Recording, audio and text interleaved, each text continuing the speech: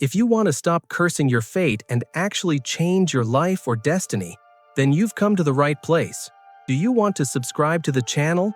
If your answer is no, it means you don't really want to change your fate. You're just like others who only think about it but don't put in efforts. If you're serious about changing your situation, then subscribe now so we can discuss something productive. Or if you don't have time to watch the video till the end, you can skip it now. Or after watching and listening to the video, you can also give your opinion and tell us in the comments what topic should be covered in the next video. Do you cry about fate like others? Sounds like a simple question, but it quietly exposes how most people live their entire lives because almost everyone claims they don't believe in fate. Yet somehow fate becomes responsible the moment things go wrong, when money is short, when progress slows down, when discipline disappears, when comfort feels safer than effort, and when accountability starts to feel heavier than excuses.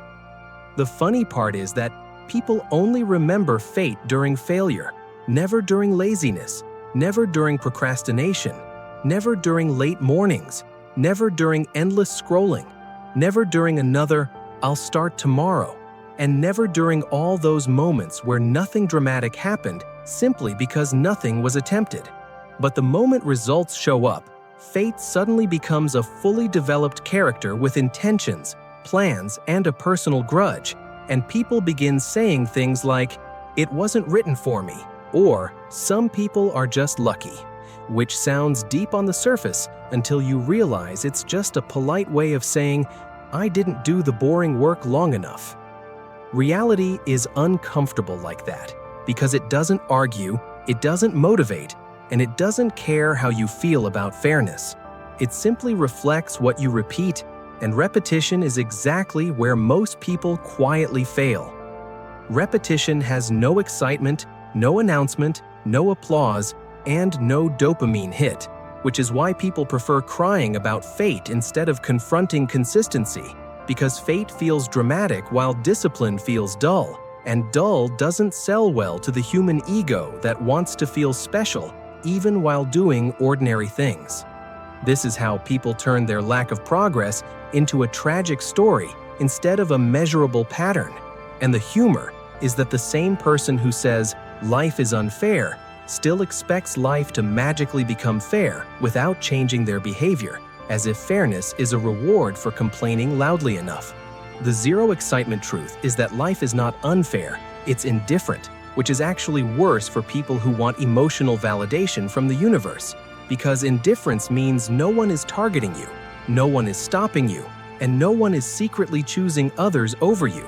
It simply means your actions are producing exactly what they're designed to produce, even if you don't like the output, and this is where fate becomes a convenient escape hatch.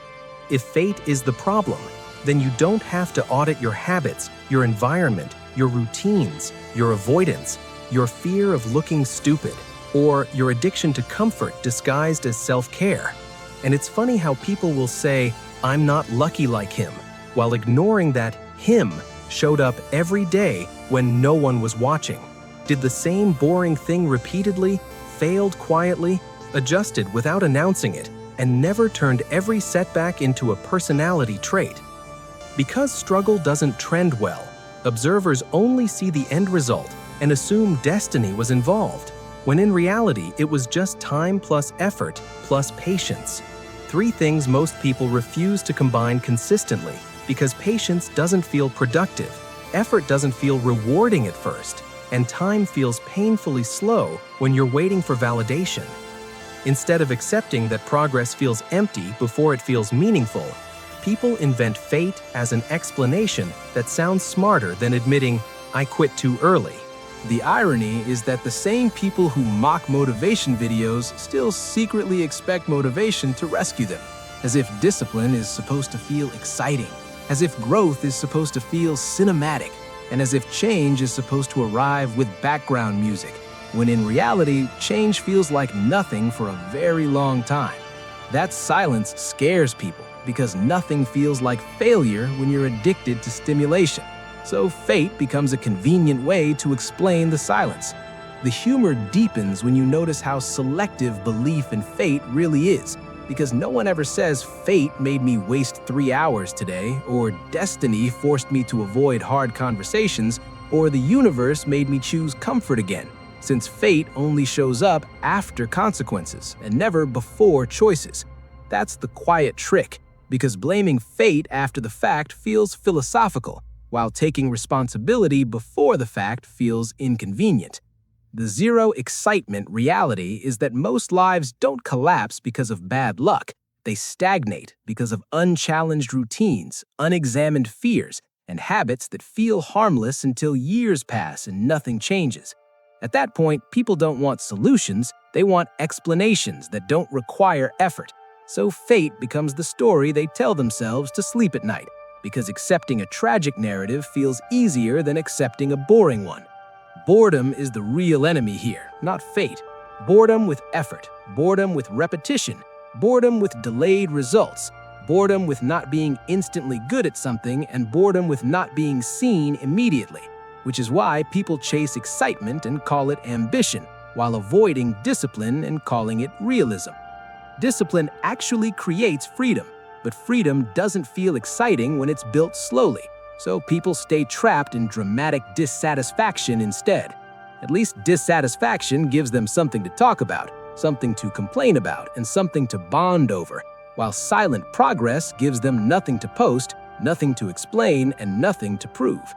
That's why asking, "Do you cry about fate like others?" isn't an insult, it's a checkpoint, because the moment you stop crying about fate, you lose your favorite excuse.